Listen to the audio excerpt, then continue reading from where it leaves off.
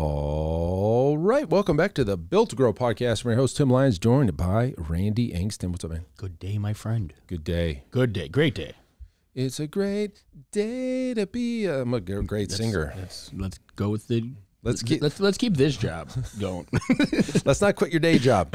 Speaking of jobs, I got a great story, guys. Recently, I was out in Florida for a family reunion. A lot of people don't know this. I have a giant family on the Lions side. My dad was one of 10, and they all had kids and cousins. There's it's hilarious because what we do is we color code our shirts. Yeah, generation. Yeah, generational color codes. And anyways, long story short, just to kind of give you some background, my mom was a school teacher for 35 years until she retired. She was when I started first grade, she was coming from another school, and she ended up being a first grade teacher in the classroom next to me. So like my whole elementary growing up, she always stayed in first grade, but I was going to second grade, and I could never get away with anything. Of course, no. But like I would go to school with her. She I was sitting in a classroom while she was cleaning up and doing it. Like it was just horrible, right? Like spending any extra time at school at those ages for sure. That was me. In the summertime, I have to go help her set up her classroom and stuff. But the point I'm making is she was definitely a employee. Obviously, she worked for technically the government, right? Because it's a government paid position, public school. Public schools, sure. Yeah, and so we were out in Florida for a family reunion, and as is with all families, they like to brag on specific things and gossip about other things. And really, my mom was so impressed with my cousin Abby. Abby's a pharmacist, and and a lot of the other, and we've got some successful people in there. Definitely some high-ranking military folks. We have some generals in the family and stuff. All good, right? Totally, that's the path they chose. They went to school or went into the military, and they're excelling it by all means. Very successful in what they do.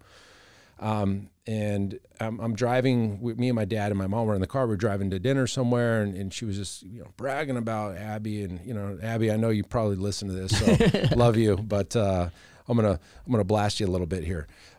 Not you, but like the position in general, and in the feeling of like, hey, you know what? You go to school, you go to college, you go to graduate school, you become a doctor, lawyer, pharmacist, dentist, chiropractor, physical therapy, all these great things, and they're great professions. But at the end of the day, I was looking at my dad, who was an entrepreneur with me growing up, and I'm looking at it, and I'm like, Mom, you just don't understand that your son is making money right now while he doesn't have to be at work on Monday. Yeah. And he doesn't have to trade the time that Abby or any of the other cousins or aunts or uncles have to trade in order to make money. This is a true cash flow quadrant scenario, employee versus business owner. Yeah.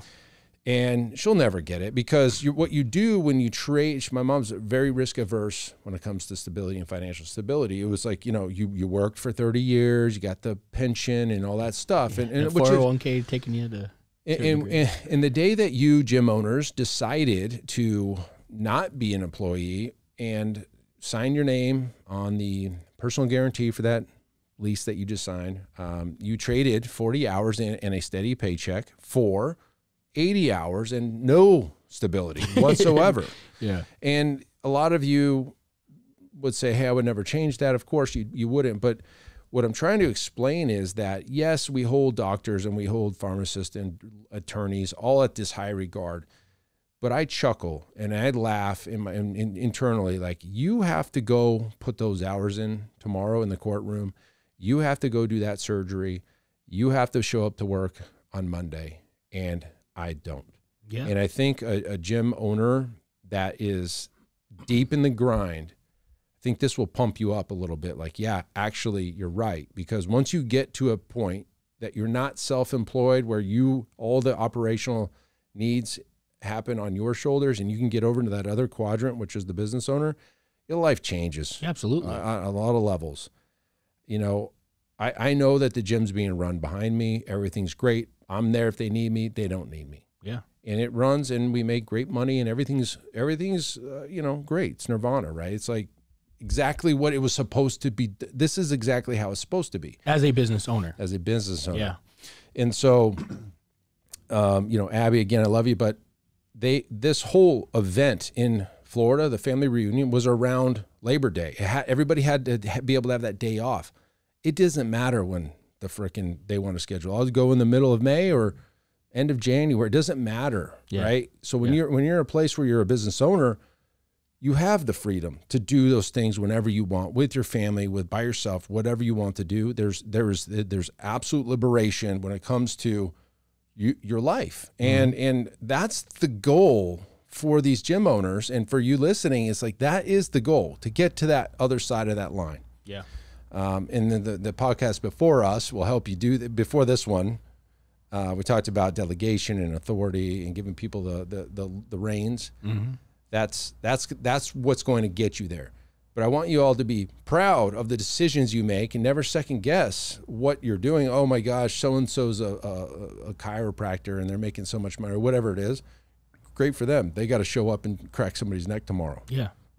You don't. Yeah, and I think that I talk to gym owners. We talk to gym owners every day, right? I talk to gym owners whether they're our clients, they're interested in working with us, or just sometimes it's just the chats in our social medias and groups and things like that. And there is definitely, I don't know if it's a fear, a resistance, a guilt, something around the business operating and you collecting revenue beyond the time traded, for services rendered within the gym. Gym owners are still tied back to like, oh, but if I'm not on the training floor, Gotcha. like they're always mentally. Mentally, exactly. They got to break. Like, as my passion for being in this seat is because I was the son of entrepreneur too. Yeah. And like, I'll never forget. You've heard the story. Like, I remember as a kid, my Saturday morning baseball games. Like, if my dad couldn't be there, it's working because he had to be working, and that's to your point, that's a self-employed role, not the business owner, right? He was still trading his time in his business in order to get the revenue generated, and as opposed to being able to delegate that to somebody he brought in and work on the overall business as a whole. He had to trade that time for money. And so, watching my father do that for 30 something years, however long it was, I was passionate, and as I continued to learn more about how I wanted to exchange wealth and what the goal of a business owner should be, that's where my passion is, and that's what we help gym owners do with is like the last episode, right? Let's delegate, let's build the team, let's build the systems of the business so that you have a business that operates without you in the seat, having to do the day-to-day delivery. But there is definitely resistance, and I think that it's because gym owners want to serve. They're passionate. They care about people. They want the impact in the community to some, these are all things that are important, right? Sure. Some of the altruistic beliefs. But there's a difference between wanting to and having to. There you go. And I think that, like, when you can understand, hey, I can build this business and I can choose to go train a client today. Yeah. I can choose to go in there and just, maybe you just walk around and you just pump up everybody and you're just the face of, a good time in the business, as opposed to I have to go, trade my time now to go train that client, because if I don't, nobody else can. And I need that for my revenue. And like, to me, that is the epitome of like slavery. Like, you're a slave to your business at that point. And your boss is a maniac. Your boss is a dick, But my cousin Ricky, he always jokes. I was out in Illinois, and he owns a race shop. He built. We used to drag race when we were kids. Built motors and blew things up and had fun. Well, he took it, made it his career. So the whole time we're hanging out with him, we're having the same conversation. And he's like, I was like, hey, tomorrow, can you meet for lunch? Can you do this? He's like, yeah, let me check with my boss. I don't know. And I'm like, in the back of my mind, I'm like, he is the boss. Yeah, like, who's he checking with? But it was his running joke. Like, yeah, I don't need to check with anybody. Sure. I can make that decision. Yeah. And to me, that's freedom. That's the reason that you create the business. That's the reason you started all. Like, where did that idea fade to where you just you stay stuck? Yeah. Or, well, I think the vision of you mentioned before, pumping people up is like the goal. You get into the gym 7:30, 8 in the morning. You high five everybody. You check in. How's everybody doing? How's the family? How's kids? Training sessions going on, and then you leave. Like, that is probably a high goal for a lot of gym owners, but Instead, it looks like I'm there at 4:45 to open the door. I've got to train clients for 4 straight hours, and then I get a little bit of a break where I can work on some emails and some office time, and then I got to put some fires out, and I got to go run errands, and then I got to get back on the training floor, and I got the other coach didn't show up, and the front desk person, I need to fire them because of, that's the reality versus the vision of some high fives, chest bumps, kissing the babies, and and seeing how the cat, how's the fan, how's your mother, all that going on. That's the vision. Well, yeah, but I mean, right? think of like, right, the employee where you're going to get a new job. Like one of the things you consider is how many days off, right? What does my vacation package look like? What is, all of that. Work hours. Right. But then you go and you open up a business thinking, hey, I don't want to have to worry about all those things. Let me just go create the opportunity to make my own decisions and have that complete freedom. But then you never get yourself in that position to do it. And I think that's almost worse. Like if your desire is to work 40 hours a week as a business owner, go get a job. Yeah, like, it's a lot safer. Safer. Probably you could probably make more money. Yeah. If you're, you know what I mean. If you're still just doing the day-to-day operations of a trainer, like it's probably it's a hell of a point. Like I think you as an entrepreneur have to make the decision to get out of your business from the stance of you've backfilled the day-to-day operations and now you have created that freedom for yourself, or you have to get out of the business and you have to decide it's better for me. And what does it mean for you personally to go become an employee and work somewhere else? I think if you want to stay in that self-employed role without the understanding, I'm not saying that you can't be in that role, but if you have to grasp the idea of like this is this plan path is the goal, and I'm going to work to create that, or just go work for somebody else and have probably kicker. A better quality of life than you are right now. But the pain point is where you are isn't the best of where like you're not living in pure pleasure. What does that look for you? That's the gosh. I see some of the financials of CrossFit gyms, and you like the owners are way better off just going to working for somebody else. You have no stress on the business day-to-day operations, and you're going to make a lot more. Well, how many business owners have we worked with? And CrossFit's one of those big arenas. CrossFit owners don't want money. They're hobbies. No, they're passionate, and you look, guys. I'm knocking the hell out of the business model. Yep. I was just in that CrossFit affiliates group, and somebody said, "Hey, what do you guys pay your coaches for nutrition services when they service the client?" I was thinking 80-20, where we take 20 and they get 80, and somebody else was like, "I give them 100%." I'm like, "Is this real life? Are you guys kidding me right now? You're giving." And our buddy Scott made a pretty good point. He goes, the CrossFit owner is like you own a restaurant, you own a diner, and you serve hamburgers, and that's what you do. And you're serving some hamburgers and shakes, and that's your model. But then one of your waiters, who's also can cook, decides to start selling the steaks to your clients, and they just pay him direct. That's what you're doing when you're saying your nutrition coaches are just going to take the money from the clients direct and just give them 100%. We've seen it with personal training in those gyms. Just mind-boggling. Yeah. There's no business acumen there. Like, no. What are you doing? Yeah. And anyways, the point of this whole episode was like not about making shakes and steaks. It was about you're on a mission. Yeah. You're on a path to business ownership. And what business ownership is that vision of coming in, talking to the clients, having a smooth, well-oiled machine running behind you.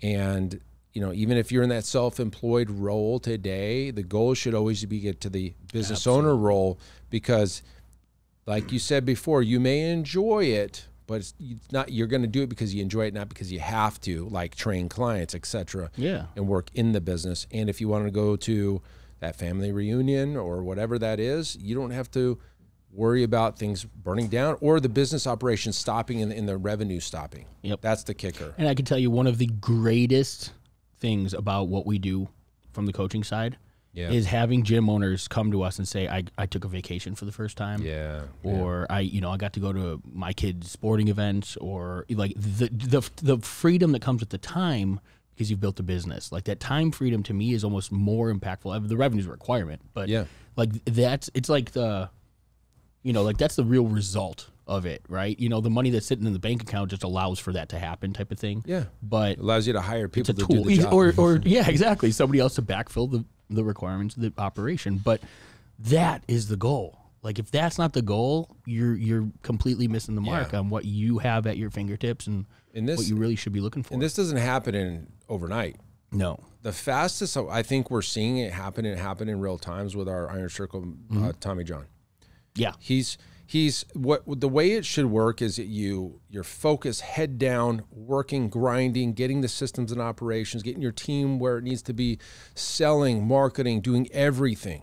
Like that's the reality. Head down, and you're building this machine, and you're building it up to be indestructible from enemy fire, and you're building up defenses around it and insurance policies around your systems and operations where a coach can't just take your clients out, and you're building this indestructible machine that then you can put it on the table and then step away from it and have it spitting out revenue. And it's going from that machine into your bank, and then you're not physically clicking the buttons and wrenching on it anymore. It's there. It's building.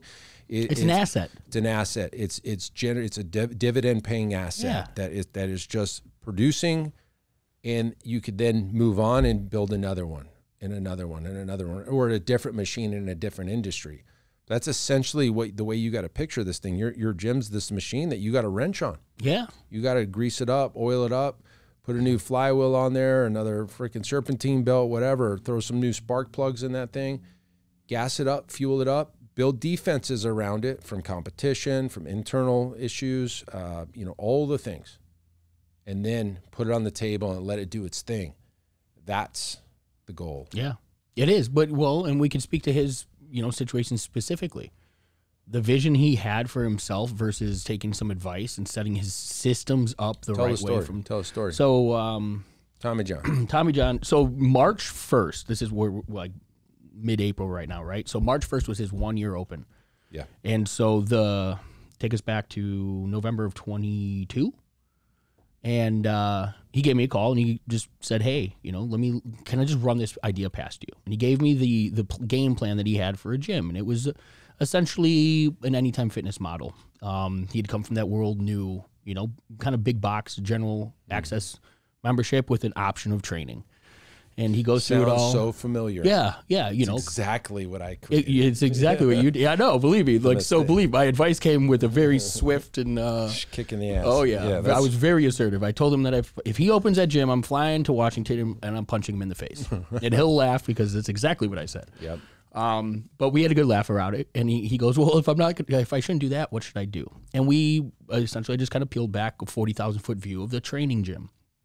And Tommy, to his credit, is very diligent. He took the advice. He turned around. He looked, put the numbers down. And he said, well, hell, this is a hell of a lot more opportunity than what I was thinking over here. And he did. He executed, kicked the doors off of. He met us at the Grow Summit the year before. So Nashville. Was already learning from our stuff before he was even a gym owner himself yet. And he set his gym up that way from minute one, and so fast forward from March of last year to March of this year. Yeah, I mean, what do you say? He's on pace for over 41 this month. 41,000 in reoccurring revenue 1 year after open. Kicker, reoccurring membership revenue, based, which is huge. He's also, we've seen him snowboarding a number of times. He did family trips with his dad. He has a coach. His family. He's got a coach that's running operations behind him, so it's not like closing the gym to take a weekend off. I have a call with him today talking about 2 new hires. Today. Look at that, yeah. And to his point, he embraced that mindset. He knew from minute one, I don't want to have to be the guy that's always in my business, and he's willing, and we've seen him mopping the floors, to get to that point, but he set the systems up. As those systems started to take some of that operational capacity, then he started bringing on more team, and he's accelerating down that path. But it won't be long before he doesn't even have to walk in his 4 walls and still have a business that's paying him a dividend. And he said, he was making a post somewhere. He goes, just to be clear, I've had 7 failures before this and other businesses he's had. And he finally was diligent, took the advice. We had a call with our coach yesterday, and he said, your clients, meaning the Tommy Johns of the world, need to answer 3 questions. Whose advice are you listening to? Yep. Have they done what you want to do? If you're listening to some guru over here that doesn't even own a gym, why? Why would you do that? Because he has some whiz-bang marketing tactic and he's getting your ear? The second question is, so the first question is, who are you listening to and have they done what you want to do?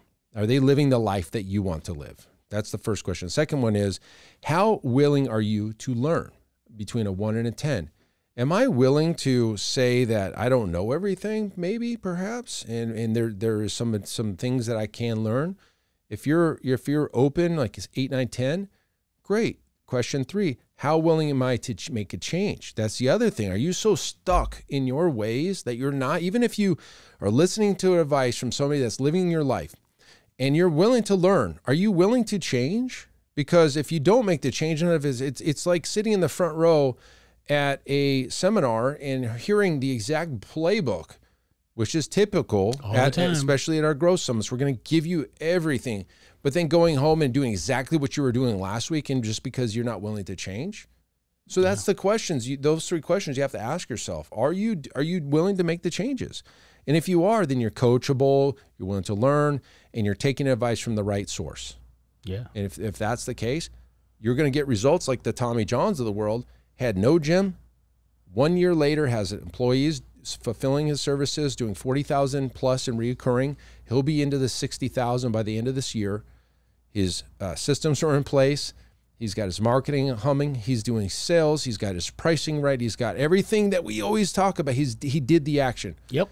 Yeah, there's been a couple hiccups here and there. He made a bad call on something and made a change. But like, that's the rewards that you get when you take action from the right source. Yeah. Yeah. So, but you have to, and ultimately, I think to that whole point is the goal there is business owner. Tommy never took his eyes off of what a win looks like for a business owner. It's that position where you're not having to do all of the work in the operation. Yeah. And he understands that in order to get there, I need the systems in place, because the system's going to do the work for a portion of this instead of me. The team needs to be in place because they're going to do a portion of the work instead of it being on me. And gym owners, unfortunately, all of the time, and I think a lot of it's that, we get stuck on the fact that nobody can do it as good as I can't delegate, like our last podcast, like how the refusal or lack of understanding, or even maybe you do delegate, but you don't give them the authority to take it the distance. It's not rocket science when you look at the ultimate plan and you retro how to get there. Just run the play. And kudos to Tommy, because, yeah, man, at the end of this year, he's going to have his life has already changed from where he was 2 years ago.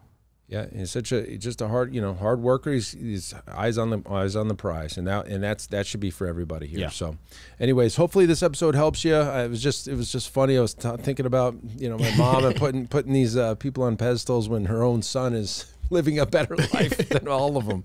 But that's it for this episode, guys. Until next time, keep changing lives. You know how to find us. Bye. All right. And thank you for listening to that episode of the Built to Grow podcast, where we help gym owners win. Now, do you want to connect with me and other gym owners online? All you need to do is join our private Facebook group, Business Talk with Fitness Professionals. Just head on over to Facebook and type in Business Talk with Fitness Professionals. And when you do, we're going to give you our 10 marketing strategies 7-figure gym owners use to win. I look forward to seeing you in the next episode. Until then, keep building something great.